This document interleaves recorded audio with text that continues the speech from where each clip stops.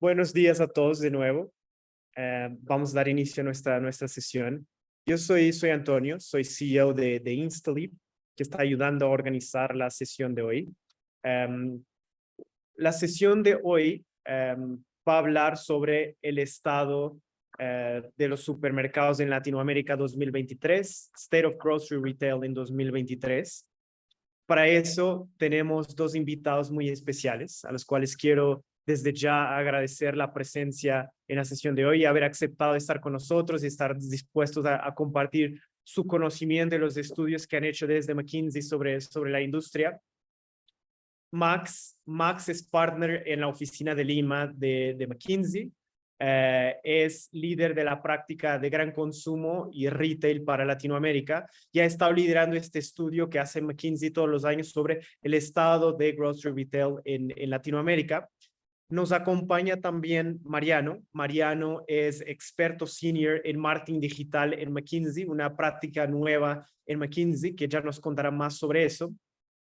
Y antes de empezar y de pasarles las palabras, quería avisar a todos los asistentes que abajo de su pantalla van a ver un Q&A. Van a poder dejar sus preguntas en el Q&A abajo y vamos al final de la presentación que preparó Max y Mariano, poder contestar algunas de las preguntas que alcancemos a cubrir con el tiempo que tenemos disponibles. Entonces les pido que vayan dejando sus preguntas y sus comentarios en las cajas de abajo. Bueno, y sin más, de nuevo, Max, Mariano, muchas gracias por haber aceptado la invitación. Gracias por estar con nosotros. Les paso la palabra. Gracias, Antonio, y gracias a todo el equipo de Instaleap. Encantados de participar de la sesión y compartir lo que hemos venido aprendiendo en la industria, en supermercados, en toda la región. Em, Quisiéramos, digamos, vivir la agenda en dos temas. Vamos a partir comentándoles un poco sobre tendencias que vemos en la industria y entraré un poco más en detalle en unos minutos. Pero nos pareció, digamos, justo no solo quedarnos, digamos, en las tendencias y implicancias, sino dar un paso más adelante y hablar un poco de qué hacer al respecto, donde una de las acciones principales relacionadas a la personalización eh, y a la capacidad de generar crecimiento, hacer crecimiento y marketing digital. Entonces, la segunda mitad de la sesión vamos a estar hablando específicamente de cuáles son las capacidades y el modelo de negocio idóneo para poder desarrollar eh, este esfuerzo y esta palanca de crecimiento significativa. Eh, Muy rápidamente, si quieren, para empezar con el primer tema, yo soy Max Randall, soy socio de la oficina de Lima, tengo toda una carrera profesional desarrollada en el sector de consumo masivo, empecé en la industria durante 10 años, luego pasé a consultoría y ya tengo más de 11 años, más de 10 años trabajando en McKinsey, dirigido toda la práctica de consumo masivo para Hispanoamérica, eh, y encantado de compartirles lo que ha sido el estudio de State of Grocery. Déjenme, si quieren, empezar dando un poco el contexto de qué es el estudio y por qué hacerlo. Y creo que, como todos ustedes perfectamente saben, la industria retail ha venido afectada en los últimos años, ya sea por el COVID o después del COVID, una crisis de suministro significativa a nivel internacional, que afectó precios de transportes, precios de materiales, y en los últimos meses también una inflación significativa en los commodities principales, productos de alimentos, trasladados también al retail. Eh, y bueno, y hay que decirlo, en Latinoamérica también, ¿no? Crisis sociales y políticas que también han afectado en cada uno de los países. Entonces, hemos podido, digamos, notar, digamos, que estos retos que ha tenido la industria definitivamente afectan también al consumidor y quisimos hacer este estudio para poder, digamos, entender y de primera mano escuchar a los consumidores y a las principales compañías del sector de retail de cómo están manejando la situación y qué esperan para a futuro.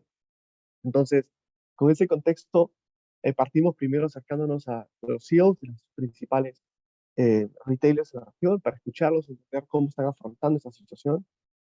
Y con esta perspectiva inicial, volteamos y hablamos con los consumidores. Hicimos una encuesta a más de 8.000 consumidores en toda Hispanoamérica, abarcando aproximadamente 10 países en los cuales McKinsey tiene presencia, y escuchamos cómo ellos están sintiendo, cómo ellos están reaccionando a estos efectos que se está viendo desde la industria. La encuesta, lo que vamos a presentarles el día de hoy, es un resumen de alto nivel sobre los principales aprendizajes que hemos tenido de esta encuesta, pero la encuesta la tenemos en detalle, inclusive por cada uno de los países, entonces les compartiremos esta información de contacto al final si es que desean tener una copia, digamos, electrónica o física, con mucho gusto la puedo compartir. Y con ese contexto, lo primero que hicimos fue, como les comenté, ir hacia los CEOs o el liderazgo que está gestionando las principales cadenas de mercados. Y lo que escuchamos de muchos de ellos fueron temas bastante consistentes, ¿no? Lo primero, la sensibilidad de precio, el cambio de preferencias del consumidor hacia marcas más económicas o tamaños más pequeños. Esto como consecuencia definitivamente de lo que viene siendo, digamos, una inflación que se dio principalmente en los últimos años y que en el 2023 se está notando, digamos, una desaceleración del volumen consumido debido al efecto, digamos, un poco retardado de las elasticidades y de la presión en la canasta del consumidor. Lo segundo es el uso de la analítica avanzada, donde ya poder tener pues, surtidos cada vez más complejos requiere tomar decisiones cada vez más rápido y se requiere pues, motores analíticos que generen una automatización en la capacidad de tomar decisiones, tanto a nivel de precio, promociones y surtido, y la relevancia que está teniendo el sector y los retos y dificultades que tiene para poder implementarse. Las marcas blancas o marcas privadas, donde muchos están viendo la forma de poder escalarlas y desarrollarlas en cada uno de sus sectores. El reto de la omnicanalidad, donde en el sector retail se está, digamos, cada vez desarrollando más el e-commerce y la necesidad de poder, digamos, mantener un equilibrio, un balance entre la oferta de valor que se tiene tanto físico como electrónico. La parte de alimentos saludables, donde hay bastante, digamos, comunicación en la industria, pero todavía hay un reto de encontrar pues, cuál es el potencial, qué tan nicho es esto, cuál es el full potential que va a tener a largo plazo. Y finalmente el tema de orientación al cliente y propuesta de una valor mejorada como servicio. Entonces, cuando preguntamos consistentemente estos 6 temas, son los retos que se tienen y poder manejar los 6 en paralelo es difícil. Eh, y con este preámbulo lo que hicimos fue ir ahora con los consumidores y preguntamos cómo se sienten respecto a estos 3 temas, a estos 6 temas, perdón. Y encontramos a lo largo de los 10 países a los cuales entrevistamos, preguntamos, una consistencia de alrededor de 4 ejes, ¿no? Y voy a pasar a alto nivel en este momento y en unos minutos, con mucho gusto, voy a pasar por el detalle de cada uno. Pero en estos 4 ejes, lo primero fue la necesidad de la búsqueda del ahorro, ¿no? Y 3 de cada 4 consumidores es de los principales, lo tiene top of mind al momento de ejecutar la compra. Entonces está buscando consistentemente mecanismos de ahorrar. Y cuando comparamos esta magnitud de la cifra, 64%, está prácticamente los mismos niveles que vimos durante, digamos, la pandemia, donde también había una crisis significativa en presupuesto del consumidor y una necesidad del mismo nivel o del mismo volumen en buscar el ahorro hacia la compra. El segundo tema es, oye, la parte de estilos de vida, buscando cambiar la demanda. Y acá lo interesante es que 2/3 de los consumidores están, comunican querer tener un estilo de alimentación y nutrición más saludable. Y, y hay un búsqueda de cambio de hábitos respecto a esto. Ahora, cuando veamos el detalle, entenderemos cuál es la implicancia real en términos de negocio de esta magnitud. Eh, cuando, cuando el consumidor puede tener una buena intención, pero cuando vemos la primera tendencia del 74% de ahorro, es una barrera importante para poder lograr, ¿no? Y veremos ahora cómo esto puede ser un nicho que se puede explotar. Lo tercero es el tránsito fluido entre canales, ¿no? El- algo que nos enseñó bastante la pandemia es que el, puso un reto significativo en la lealtad de los consumidores, tanto a las marcas como a los lugares de compra, que los vio obligados a cambiar lugares de compra por un tema de flexibilidad, por un tema de movilidad. Y eso generó también un cambio en las marcas. ¿Sí? Y esta, digamos, reducción de la lealtad que se dio temporalmente todavía tiene un efecto. Y estamos viendo un consumidor que tiene un tránsito más fluido entre canales, donde el primer efecto es claramente una desaceleración en el ritmo que tenía la venta digital en los últimos años. La intención de compra ha caído 17%, pero que nosotros creemos que ahora esta idea requiere, digamos, estrategia omnicanal entre cada uno de los puntos de contacto con el consumidor.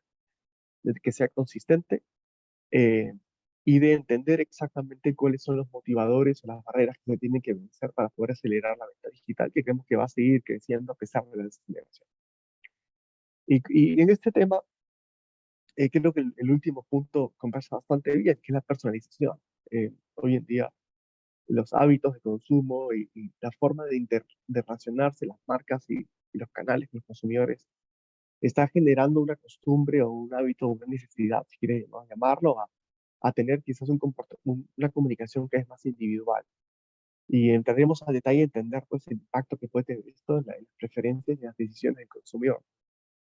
Por lo tanto, alrededor de estos cuatro ejes es donde vamos a centrar la parte de entender y cerremos con una reflexión. Pero yendo por el tema de la búsqueda de la ahorro, eh, donde mencionamos que el 74% de consumidores busca, digamos, formas de ahorrar.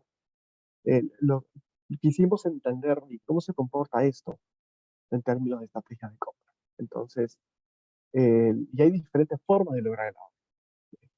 60% de los consumidores activamente busca promociones, está esperando que el producto que quiere comprar esté en promoción. Un 40% está dispuesto a hacer un downtrade a otras marcas, a otros sizing de productos para poder lograr el ahorro que está buscando. Y un 15% está yendo hacia marcas propias y marcas blancas, ¿no? Pero lo interesante es que cuando entendemos estas, digamos, dimensiones, pero desde la perspectiva de algunos los consumidores que buscan disminuir, todos están buscando el ahorro en términos económicos, en términos de canasta de compra. Unos han tomado la decisión de disminuir la canasta de compra, otros la quieren mantener, pero también hay consumidores que están buscando incrementar su canasta de compra, a pesar de la necesidad de lograr el ahorro. Y por lo tanto vemos estrategias diferenciadas en base al tipo de consumidor que llega al punto de venta. En general, la diferencia más notable que vemos es que si bien genera las promociones es el elemento más relevante para los consumidores independientes de la decisión de consumo, los consumidores que están buscando aumentar el consumo están sesgando más hacia marcas blancas. Y los consumidores que están disminuyendo el consumo están sesgando más hacia un downtrend, ¿no? Y es importante esta distinción, más allá de las magnitudes, por el hecho de que haya hay una diferenciación entre el valor que trae una marca propia, una marca blanca, versus el valor versus lo que significa un downtrade. Y hay una disociación del consumidor donde está encontrando un mayor valor o está diferenciando la marca blanca no necesariamente como un downgrade, sino está viendo una propuesta de valor que podría ser competitiva contra las marcas que normalmente compran. Cuando vamos a la segunda tendencia, respecto a los estilos de vida saludable, por ejemplo, o de alimentación, vemos que 3 de cada 5 consumidores buscan la alimentación más saludable. Y creía que esa estadística es engañosa y es fácil de replicar. Si preguntara en esta audiencia que tenemos, oye, ¿cuántos quisieran comer más saludables? El segundo que prácticamente todos levantaríamos las manos. Tenemos que hacerlo. Pero la siguiente pregunta es importante, ¿no? Es, oye, ¿cuántos están dispuestos a pagar más por la salud? ¿Por un producto saludable o por calidad? ¿O por un producto que sea, digamos, amigable al medio ambiente? Y ahí es donde, digamos, las cosas se complican. Y ahí es donde están los retos que hay que vencer. Solo un 6% está dispuesto a pagar más por productos, digamos, que no se consideran saludables. Un 13% por mayor calidad y un 2% por productos, digamos, más amigables al medio ambiente. Esto, digamos, no significa que, digamos, la batalla esté perdida y que no hay una oportunidad acá. Más bien, lo que yo les diría, motivaría es que los promedios pueden engañar, porque estamos hablando de una base amplia de países y consumidores. Y lo importante en esto es reconocer de que hay una necesidad y que esa necesidad no se está satisfaciendo necesariamente al nivel de precios o costos actuales. Y segundo mensaje, que cuando empezamos a entender esta necesidad, no a nivel promedio, sino por, digamos, segmentos de población, empezamos a encontrar que estos números se vuelven un poco más relevantes. Sí, efectivamente, en nichos de consumidores, pero nichos consumidores que pueden ser, digamos, atraídos por una propuesta de valor y que pueden tener, digamos, una prospección más alta de pagar y generar valor para sus compañías. Y el primer corte que hicimos respecto a entender estos nichos es, bueno, nos dimos cuenta de una diferencia relevante en el término de edad. El, típicamente, según la data que estamos viendo, los jóvenes en esta estadística, aproximadamente por debajo de los 25 años. Cuando hablamos de productos saludables, hay un poco muy marcado respecto al tema de alto en proteínas. Sin embargo, cuando hablamos con personas de mayor edad, mayores a 45 años aproximadamente, la estadística, vemos que el saludable no es específicamente respecto a un ingrediente en particular, ya sea bajo en grasa, azúcar, calorías. Y por lo tanto, la comunicación, digamos, que empieza a suceder, una interacción que existe con los consumidores en el mismo pasillo, puede ser diferente, ¿no? Y uno de los CEOs que conversábamos de broma nos comentaba que los jóvenes suelen, digamos, tomar los productos y leer la etiqueta frontal, eh, y guiarse un poco más por atributos que están buscando respecto a proteínas, respecto a energía. Sin embargo, las personas mayores dan la vuelta y son mucho más específicos, digamos, respecto al tema de los ingredientes puntuales que pueden o quisieran estar consumiendo, ¿no? Entonces, los promedios son un reto, pero cuando empezamos a encontrar estos nichos, eh, que pueden ser inclusive más específicos de lo que estamos sabiendo aquí, definitivamente pueden oportunidades para explotar y para diferenciar los portafolios de los consumidores.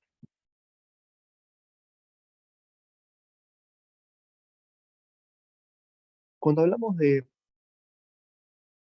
tránsito entre los canales, eh, partimos entendiendo, oye, cuál ha sido, digamos, el cambio en la intención de compra por cada uno de los canales, ¿no? Y lo que vemos es que efectivamente hay una reducción en la intención en canales online el, versus el periodo de COVID. Y también hay un cambio importante en el canal físico, ¿no? Digamos, se han invertido un poco las tendencias, lo cual es perfectamente entendible dado el contexto. Em, pero quisimos entender un poco más allá, digamos, a qué se deben estos cambios y cómo se entiende por cada uno de los canales. Lo primero es, desde el punto de vista online, lo que vemos en esta reducción de intención la vemos como una desaceleración, no necesariamente como un cambio, digamos, en el volumen o el tamaño de demanda. Digamos que el reto de crecimiento va a ser menor, pero es un canal que todavía tiene mucho potencial y mostraremos por qué creemos que tiene ese potencial en unos minutos. El resumen es consistente, digamos, la reducción de intención, y sea en cada uno de los subcanales que existen dentro online. Y en el canal físico, evidentemente hay una mayor intención, específicamente en la parte de visita a tienda, no de la misma forma necesariamente en la parte de mercados o tiendas barrios, que son bastante relevantes en América Latina. Eh, Ahora, si queremos entender un poco más a detalle cuáles son los drivers detrás de estas intenciones y por qué creemos que hay potenciales, porque cuando empezamos a entender cuál es el porcentaje de penetración por canal, el canal online todavía sigue teniendo oportunidades, a pesar de la aceleración que tuvo el COVID, de tener niveles de penetración equivalentes al del canal moderno o del canal tradicional. Y eso también representado por la frecuencia de uso del canal, ¿no? ¿Cuántas veces por semana se está, se está utilizando el canal? Donde el, aproximadamente el 70% de la población lo utiliza menos de una vez a la semana. Y solo el 30% más una vez a la semana, donde esos ratios son invertidos en los canales modernos o tradicionales, ¿no? Eh, y esto implica que es un canal que, oye, no ha terminado de madurar en la región y evidentemente estas cifras por país pueden ser diferentes y con mucho gusto se puede explorar con el estudio completo que podemos compartir. Pero en general vemos que es un canal que todavía tiene ese potencial para seguir desarrollando. Y cuando queremos entender cuáles son las barreras eh, que están, digamos, desacelerando, evitando que se genere un desarrollo más acelerado, cuáles son los activadores que nos permiten, digamos, propensar este desarrollo, vemos diferentes elementos que vale la pena entender en profundidad, ¿no? En la parte de barreras, eh, no vamos a negar que somos humanos y evidentemente hay un contacto personal que uno logra tener, digamos, en la visita a tienda que se quiere mantener y es perfectamente entendible. Pero cuando vemos el resto de barreras, por ejemplo, el tema de gastos de envíos, eh, dado que es un canal que tiene costos incrementales y que por lo tanto ha habido diferentes servicios que han ido incrementando los fees en los últimos años. El tema del costo o eficiencia del canal es un reto que todavía se puede seguir mejorando y se puede seguir corrigiendo. El tema de frescura y calidad de los productos, que tiene que ver también con la forma como se está, digamos, atendiendo, desarrollando el canal, es relevante. Y luego, servicio disponible en el área o disponibilidad de productos, ¿no? Entonces, Si vemos después de la primera barrera, las siguientes barreras son retos que tiene el canal para seguir mejorando y corrigiendo y que son perfectamente corregibles y mejorables. Entonces, definitivamente con el tiempo estas barreras se van a ir mejorando, van a ir diferentes partes de valor que les van a trabajar. Y por lo tanto vemos un crecimiento del canal hacia el futuro de forma relevante. Y cuando vemos los activadores, evidentemente hay un elemento de promoción, activación de productos. Hay el tema de menor costo de entrega muy, muy, muy asociado a lo que hablamos de ir logrando una eficiencia y una escala futura en el canal. El uso, por ejemplo, de plataformas de software como Stalip, que les permite tener, digamos, una gestión mucho más clara del canal. Son ejemplos de soluciones que permiten eh, reducir estas barreras o mejorar estas barreras para poder acelerar el crecimiento del canal. Y luego está el tema en el lado derecho, el tema de la entrega y los tiempos de entrega, ¿no? Donde acá aparecen como factores relevantes la entrega inmediata, la entrega dentro de las 2 o 3 horas, ¿no? Y cuando profundizamos en este tema, porque empezamos a entender que en el mercado hay diferentes ofertas de valor respecto al tiempo de entrega, lo que encontramos es que un tercio de los consumidores, al momento de hacer la compra, está buscando entrega, digamos, dentro de 10, 30 minutos. Un tercio está buscando dentro de las 2 o 3 horas. Un tercio está buscando, más que un tercio, diría 30%, 30%, 30%, está buscando el mismo día. Y solo un 10% está dispuesto a recibirlo el día siguiente. Entonces, esto es un hábito que ha ido, digamos, formándose en el consumidor conforme las ofertas de valor han sido cada vez más cortas en tiempo y que, dada la preferencia, esto, digamos, creemos que va a ser relevante hacia adelante. Y luego hay otros temas como el valor de pedidos mínimo, por ejemplo, o la entrega fuera de hora pico y otros factores, ¿no? Pero en resumen, creemos que la mayoría de estas tanto barreras como activadores corresponden a situaciones que pueden seguir siendo mejoradas en la industria y que por lo tanto, oye, la penetración seguiría aumentando a futuro en el canal. Y la cuarta dimensión, y no menos relevante y muy conectada a la anterior, es el tema de la personalización de la marca, ¿no? Donde el 70% de los consumidores está dispuesto a compartir su data a cambio de tener una mejor Max, oferta. Un mejor servicio. permite interrumpirme. Recibimos aquí una pregunta que es muy específica sobre el slide anterior Sí. y que no sé si quizás tenemos esa información, pero a nivel de zonas geográficas, Centroamérica, las barreras y activadores son similares o es algo que es común y transversal a todos los países. En general vimos bastante consistencia en los resultados, pero si la duda es sobre algún país específico, con mucho gusto podemos ponernos en contactos y compartirles la información específica del país sin ningún problema. Vale.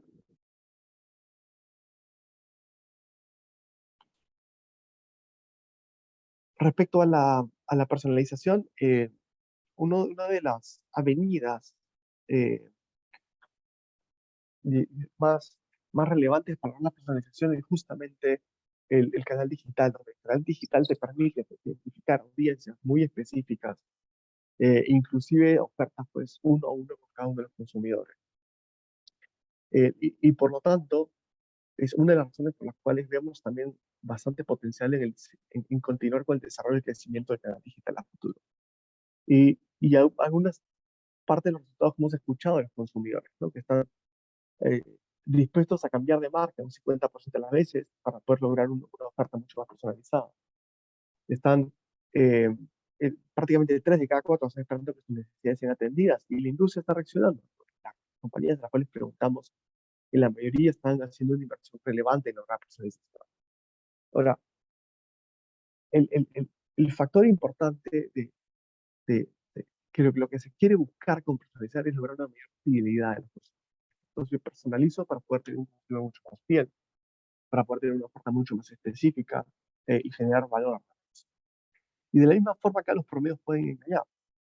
Entonces, cuando empezamos a preguntar sobre los atributos específicos que, que logran la fidelización, que es el objetivo de las personas, encontramos que hay, digamos, un orden relativamente en el promedio relativamente claro, pero esto es muy importante. Entonces, a pesar de la situación que hemos hablado de los retos de la canasta y del ingreso del consumidor buscando los ahorros, la calidad sigue siendo el factor más importante en términos de tener fidelización hacia un lugar de compra. Y luego de eso, los factores definitivamente relacionados a la propuesta de valor calidad-precio, ¿no? Eh, pero nuevamente, cuando esto vemos dos factores tenemos la lista completa, eh, y los partimos por diferentes cortes, vamos a encontrar diferentes pesos o relevancia de los factores, ¿no? Nuevamente en una población más joven, muy diferenciada de una población, digamos, mayor, eh, y donde consistentemente el tema de calidad es relevante, pero el resto de factores empieza a tener una diferente proporción. Y eso puede tener diferentes cortes, ¿no? No solamente por edades, esto lo hacemos por cortes también por tipo de canal o intención de compra por canal.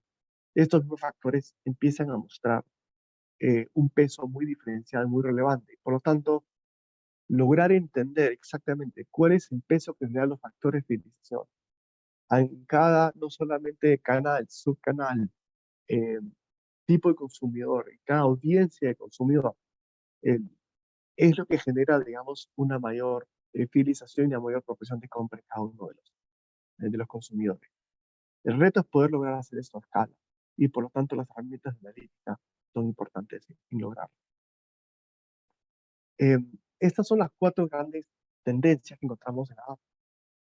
Pero queremos ahora, digamos, ir un paso más allá y no solamente quedarnos en lo que está sucediendo, sino, oye, ¿qué se puede hacer al respecto? ¿No? Y acá identificamos 8 palancas que creemos que son bastante relevantes, ¿no? Lo primero es, en el contexto de un consumidor eh, buscando hacer, ahorrar en la canasta de compra y lograr economizar, hay 3 palancas bien relevantes. Primero es poder identificar dentro del portafolio cuáles son los portafolios, los SKUs que tienen una mayor o menor lealtad, cuáles son cuáles los consumidores están dispuestos a invertir un poco más y cuáles son los que están con más necesidad de ahorrar, y poder tener una estrategia de price eh, que puede ser mucho más específica del portafolio y al consumidor que está comprando. Para eso los modelos de analítica hoy en día ya generan modelos de switching, de canastas de compra, que pueden, digamos, ayudar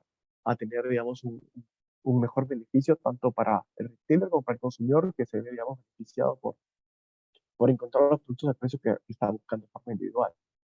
El tema de ejecución de promociones, a veces las promociones masivas, digamos, no logran, digamos, eh, eh, llegar a, digamos, a las audiencias necesarias de poder identificar cuáles son los niveles de promoción idóneos, tanto en magnitud como en sortido de productos para poder, digamos, lograr, digamos, los volúmenes de ventas sin necesariamente generar un exceso de promoción. Es muy relevante. Y la parte de optimizar la cadena de suministro, generar eficiencias end-to-end, incluyendo el canal de e-commerce, también es significativo de lo que se puede hacer. En temas de personalización, lo hablamos, oye, entender cuál es el Customer Value Management del consumidor y cómo maximizar ese pool a futuro, aplicando herramientas de marketing digital. Es algo que vamos a profundizar en unos minutos con Mariano. Eh, Toda la parte de gestionar el surtido y poder identificar cómo identifico cuál es el mejor uso del real estate en el canal físico, pero también del real estate digital, en el canal digital, para poder ofrecer los productos que mejor se acomodan a cada una de las audiencias que tengo. Entonces, nuevamente, el uso de analítica aquí es muy relevante para poder asegurar que esos pocos minutos que uno pasa frente al catálogo de productos son mucho más eficientes en identificar el producto que se necesita y incrementar los tickets y canastas de compra. El tema de marcas propias lo vimos muy relevante y lo vimos como algo diferenciador ya sobre el down tiering que se puede seguir explorando. La parte de empezar a pensar en nuevas fuentes de ingresos como nuevos negocios, ya sea expandiendo la parte de productos financieros o entrando, digamos, apalancando retail media, que es básicamente utilizar las audiencias muy específicas que se tienen en el consumo en el retailer para poder ofrecer, digamos, una comunicación mucho más específica, no solamente del retail per se, sino de los vendors de cada una de las canastas y categorías que se venden. Entonces, en general, vemos un eje muy transversal respecto al uso de analítica para poder tomar decisiones más rápido en un contexto de mayor complejidad en términos de cantidad de marcas, cantidad de productos, nichos de consumidores, pero también un contexto cambiante respecto a la competencia, respecto al el efecto, digamos, macroeconómico, político, social, donde esa velocidad de toma de decisiones tiene que poder agilizarse y el uso de la analítica tenemos un habilitador importante para nosotros. Con esto, cierro la primera parte de tendencias para poder profundizar y entrar a un tema que es bastante evidente en los temas que hemos hablado, que es cómo llevar marketing digital al siguiente nivel y poder personalizar, poder lograr una mayor eficiencia y poder lograr el crecimiento justamente en el contexto de estas tendencias tan retantes. Con esto, le doy el paso a Mariano para que se presente y nos cuente sobre el marketing digital 2.0. Gracias, Max. Buenos días a todos. Si querés pasar, ahí estamos. Bueno, mi nombre es Mariano Tordó, soy experto senior de la oficina de Buenos Aires. Estoy en McKinsey hace ya 2 años y medio. Tengo más de 10 años de experiencia en ventas digitales, en e-commerce, liderando grandes proyectos en grandes compañías en todo LATAM. Y en McKinsey hoy mi rol está principalmente en la función de liderar el desarrollo de retail de farmacia, para el hub de digital marketing que armamos, que ahora les voy a contar un poquitín. Entonces, si pasamos a la siguiente, un poco contarles en estos 2 años y medio, el año pasado compramos una agencia de marketing digital, líder en performance en LATAM, y a raíz de esta adquisición nos permitió justamente crear el Digital Marketing Hub, que desde Argentina servimos a todo el mundo, principalmente en 3 capacidades, ¿no? que es lo que construimos a raíz de esta adquisición. La primera es toda la capa de operaciones, ¿no? La pata de operaciones de marketing digital, que un poco Max fue mencionando en varias iteraciones, ese músculo clave en esto que se conecta con capitalizar las oportunidades que vemos en el consumo.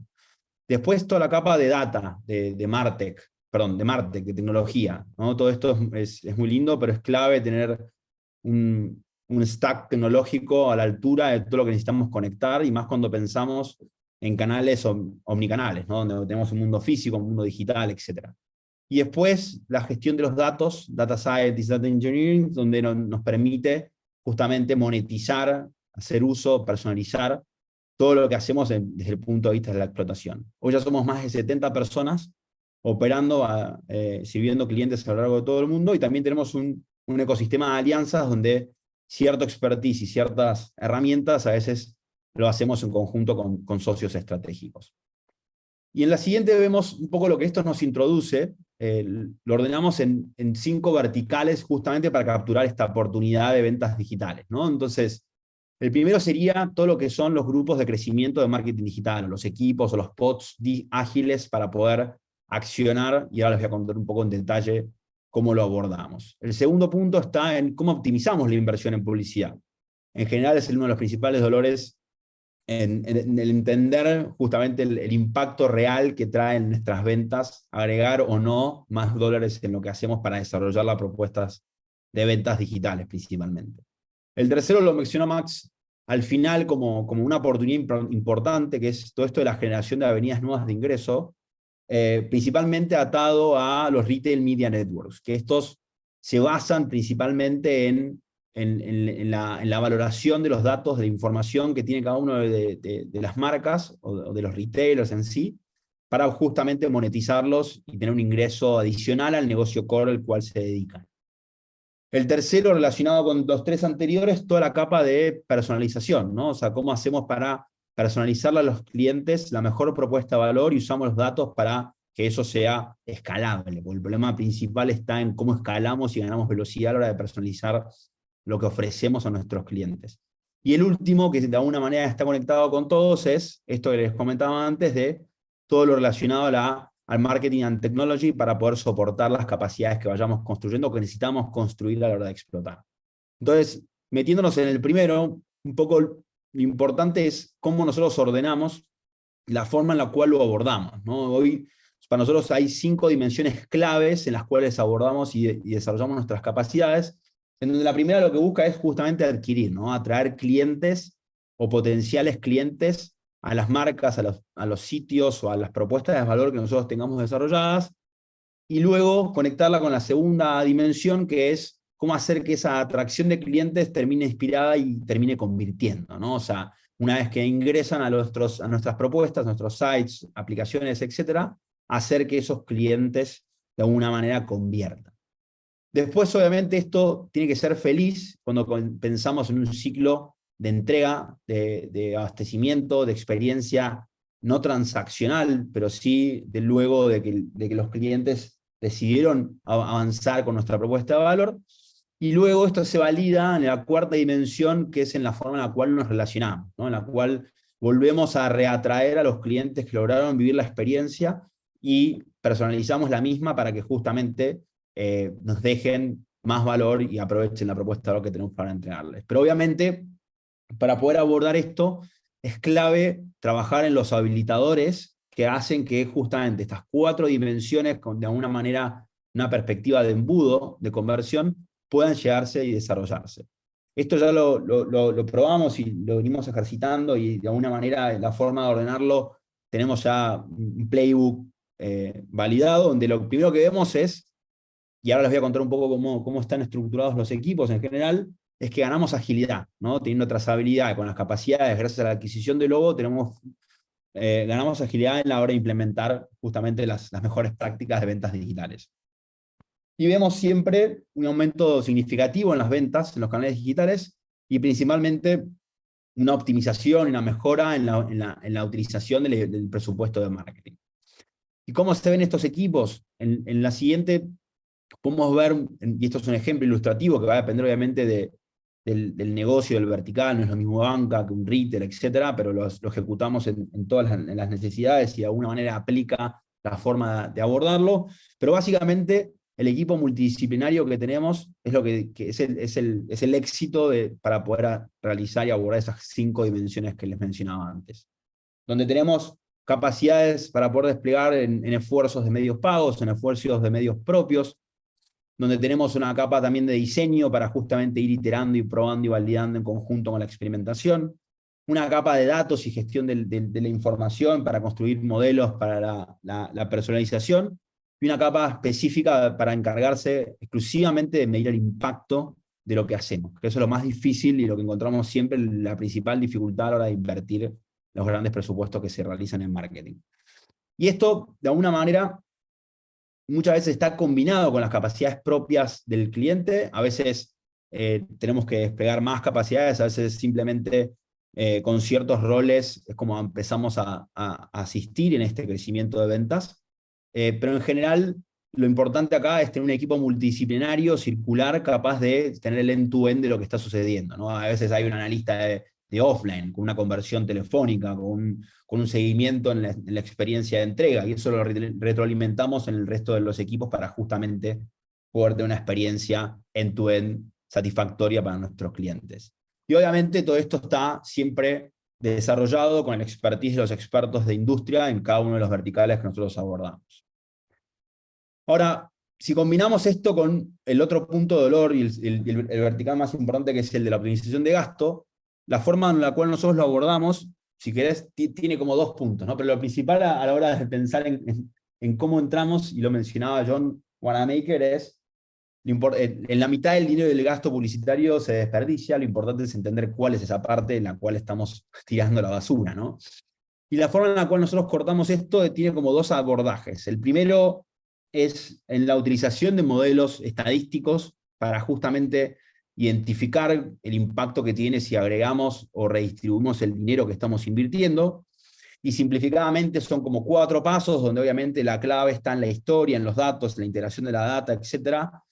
Un diseño de árbol de restricciones, porque cada negocio va a tener sus particularidades en cuanto a los márgenes, en cuanto a las categorías, en cuanto a lo que estamos disponibles a gastar para poder atraer a los clientes o hacer que estos clientes conviertan.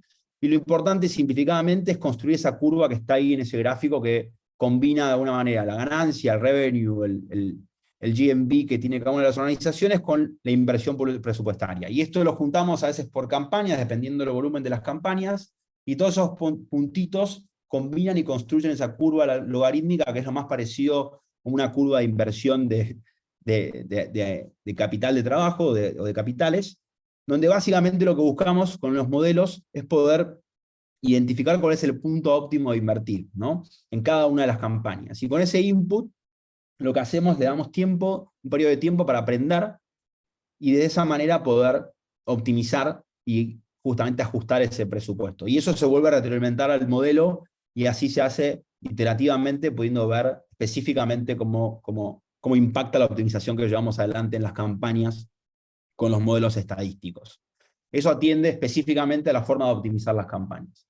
Y el segundo punto, en la siguiente lo que vamos a ver es cómo, y este es el principal problema que también vemos e identificamos a la hora de accionar, es cómo identificamos el impacto real que generan nuestras campañas, ¿no? Y esto lo hacemos de alguna manera a escala, utilizando prácticas de incrementalidad, donde lo que se hace es experimentar para poder tomar las decisiones correctas a la hora de saber si lo que estamos haciendo está bien o no.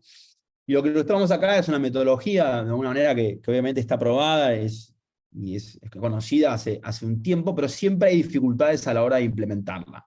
Y lo principal es, primero, identificar el experimento que se busca realizar, ¿no? ¿Qué es lo que se quiere responder? ¿Qué es lo que se quiere validar?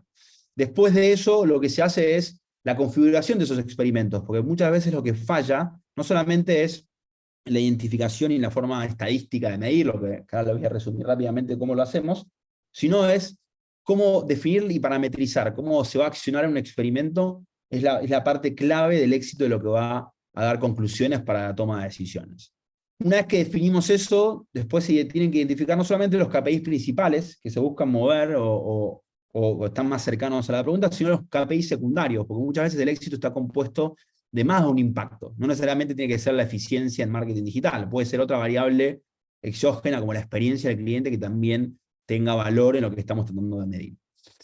Y después, otro de los puntos principales clave para abordar es cuál es esa fuente de la verdad. Y esto hay que hacerlo antes de un experimento, porque cuando lo hacemos una vez que estamos navegando, es difícil después validar y no se puede volver el tiempo atrás para corregir cuando nos dimos cuenta que la forma en la cual la información es dada, la información no está curada por los científicos de datos, por el área core de la compañía, es donde esto falla también.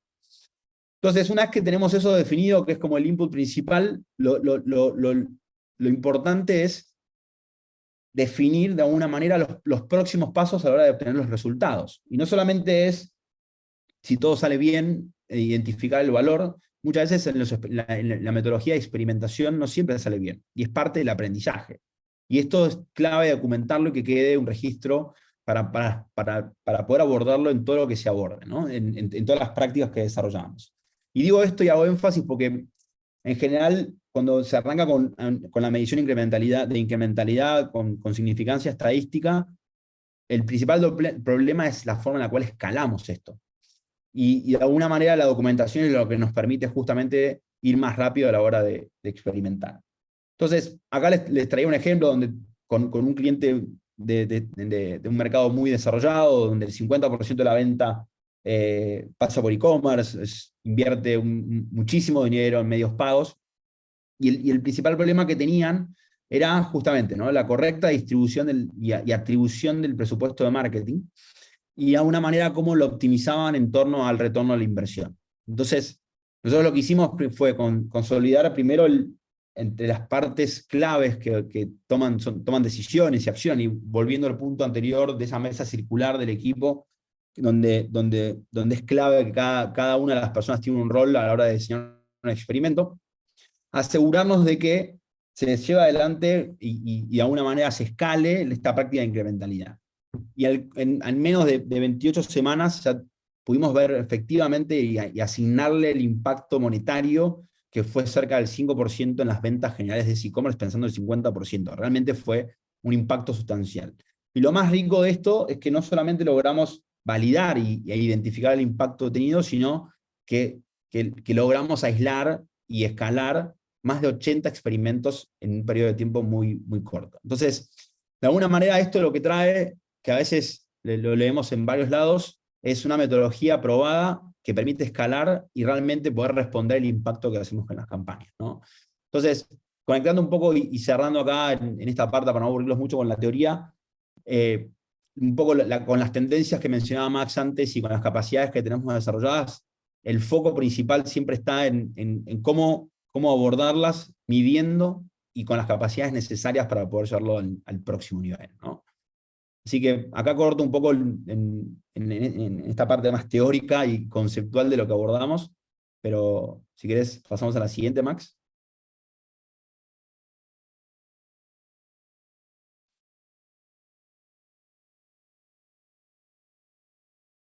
No sé si había preguntas, Antonio, como... Max, creo que estás en mute, te escuché hablando. Ya está. Gracias, Mariano. Sí, yo creo que dos temas, ¿no? Primero, un resumen. Yo lo que diría es, el 2023 ya está casi echado, es decir la verdad, estamos a finales de julio, entonces no es novedad, digamos, reconocer que es un año que sigue siendo retante, a pesar de que muchas decisiones duras se tomaron en el año anterior respecto a caer en suministro, proveedores, traslado de precios, etcétera. Estamos viendo todavía los efectos, posiblemente los vamos a seguir viendo más adelante. A pesar de eso, vemos oportunidades para identificar nichos, oportunidades para poder eh, eh, trabajar de una forma mucho más segmentada a la población y apalancar la digitalización, la oportunidad de crecimiento de la digitalización para poder lograrlo. A pesar de que si bien tiene costos al día de hoy más relevantes, están habiendo soluciones, tecnologías, formas de trabajo que permiten, digamos, disminuir el impacto que tienen esos costos y que sea un valor generado para la compañía. No, el contenido que hemos compartido hoy día eh, es un reporte bastante más amplio que ha sido publicado a través del equipo de Instalit, se lo hacemos llegar con mucho gusto. Y si tienen alguna duda específica sobre un país o algún tema en particular, acá dejamos nuestros contactos para que nos escriban también directamente si quisieran. Y con eso, si quieren, abrimos a la parte de ronda de preguntas. Muy bien, Max y Mariano, gracias por compartir también sobre estos nuevos capabilities de McKinsey. Hemos recibido un par de preguntas de la audiencia.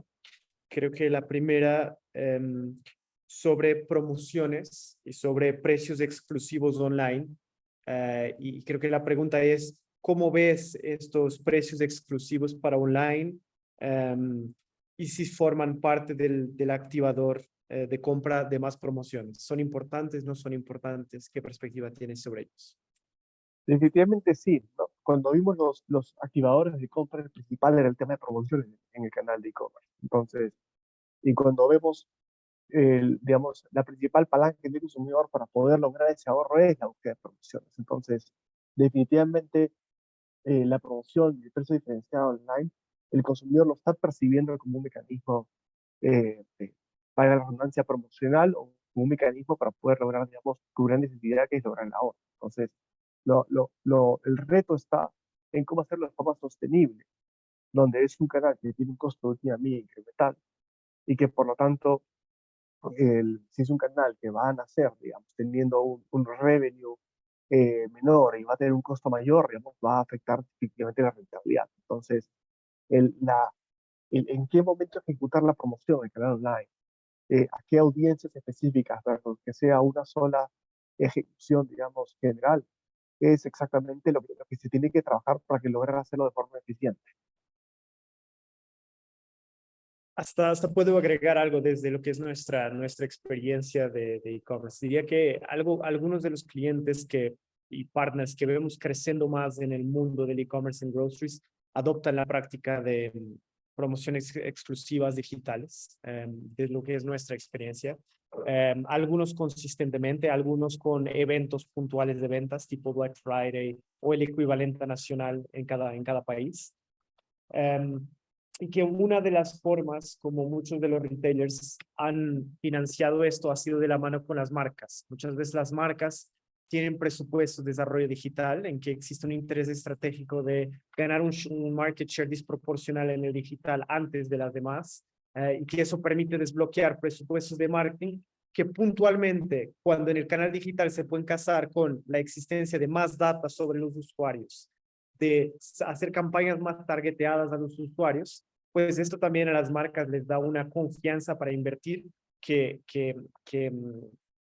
puede hacerlo más en el digital que algunas veces en el canal físico. Antonio, ahí complementando, que creo que es muy bueno lo que decías, creo que lo principal acá es entender que en el canal digital y en el canal físico el comportamiento del consumidor es distinto, ¿no? Y si mirás el ticket promedio, si mirás las unidades, todo lo que sucede dentro del digital es distinto al físico. Entonces, y mismo el surtido y la estrategia de diferenciación del surtido puede ser distinta. Entonces, de alguna manera, incentivar ese consumo tiene que estar apalancado con un anabólico, ¿no? Y los eventos esos masivos son una muy buena excusa para practicarlo.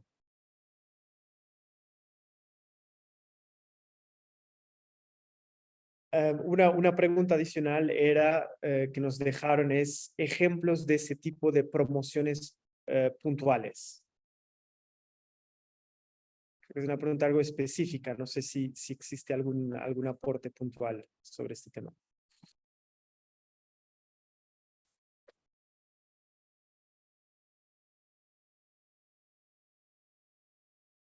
Mariano, ¿le das clic? Si me parece que se refiere a promociones sobre activaciones en colaboración con compañías de consumo masivo, es lo que entiendo. O si quieres darle a Mariano, ¿cómo lo interpretas? Sí, totalmente. A ver, ejemplos puntuales pueden ser, y para mí la clave está en esto del diferenciante de surtido, pero pueden ser promociones en productos de distinto volumen a la hora de exhibirlos en digital contra el físico. No es lo mismo un producto de 2 litros que un producto de 300 mililitros. Y muchas veces cuando analizamos el consumo en digital aparecen esas dispersiones. Entonces, las promociones puntuales específicas pueden ir acorde al surtido diferencial que se consume en cada uno de los canales. Entonces, no quiero ser redundante, ¿no? Pero en general pasa por ahí, por entender la estrategia diferencial del surtido que se quiere desarrollar en digital. Y como decía Antonio, muchas veces las marcas son quienes son las promotoras de desarrollar esa diferencial, ¿no? Porque justamente en el físico tiene restricciones de metraje, no pueden disponibilizar todo el inventario. Y en digital esas restricciones no están. Entonces los incentivos muchas veces van a estar enfocadas en esa parte del catálogo que rota bien en digital y no rota tan bien en el físico, ¿no?